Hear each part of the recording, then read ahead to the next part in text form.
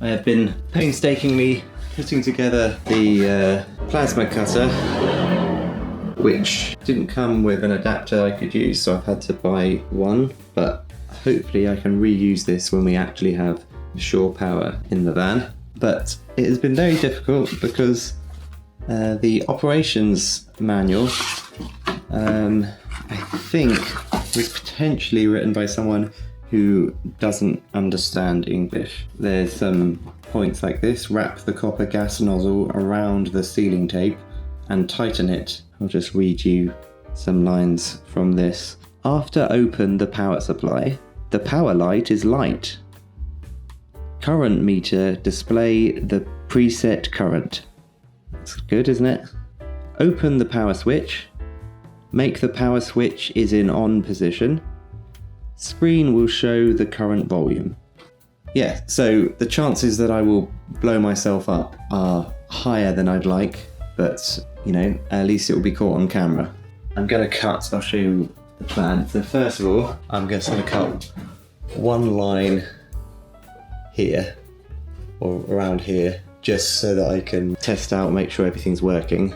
Then gonna use a Sharpie to choose the actual amount, I think probably this much.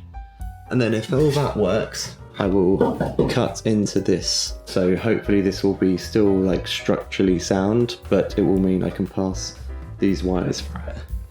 Okay, step one, I'm plugging it in, and it's all off.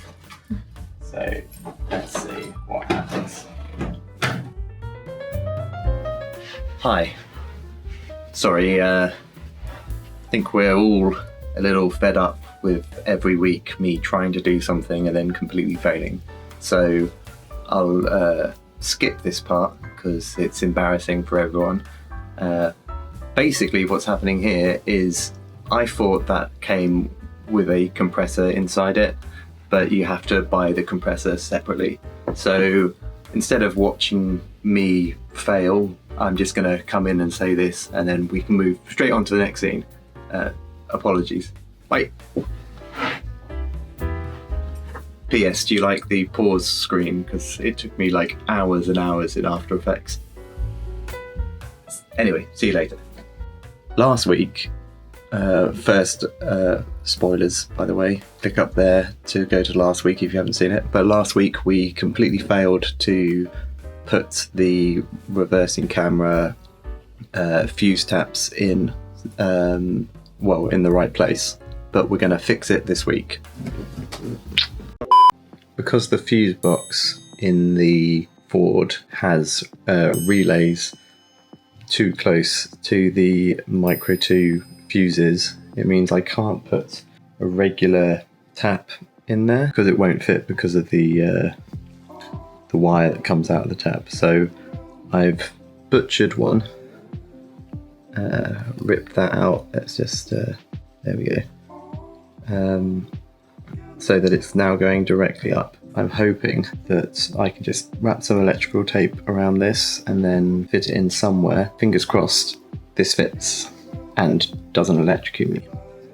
There's a big thunderstorm outside, but also I've got some good news. I've got my air compressor there. I've tested it. It certainly is compressing air. So that means the plasma cutter should now work. Okay, firstly air pump, air compressor.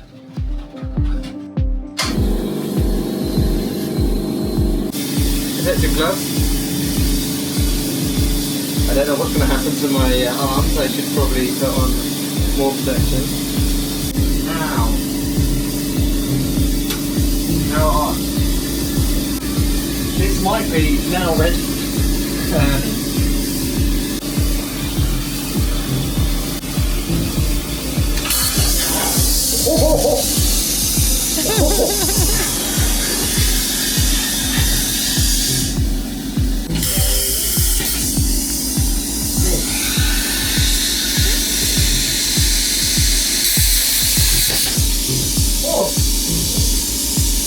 Well, it's working. I might need to put some arm protection on just because it's staring. Nothing's hit me yet, but that certainly is working. Right. We have a cut.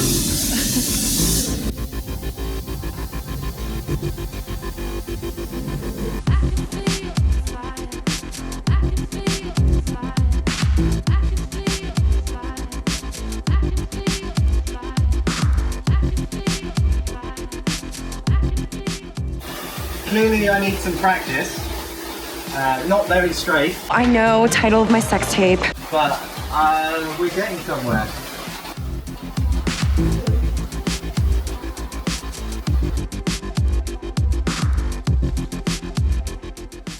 Could you explain what you're doing to the camera? Well, I'm probably very badly trying to cover up any bits of rust that have already been treated with stuff, but it's like exposed steel and all the bits that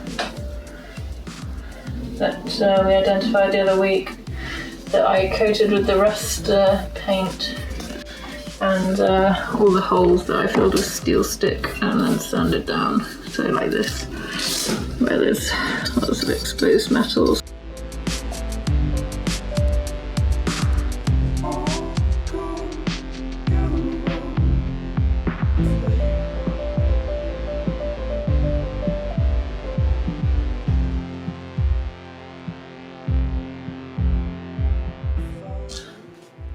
Okay, I'm done. Nice. The lid. Oh no. There.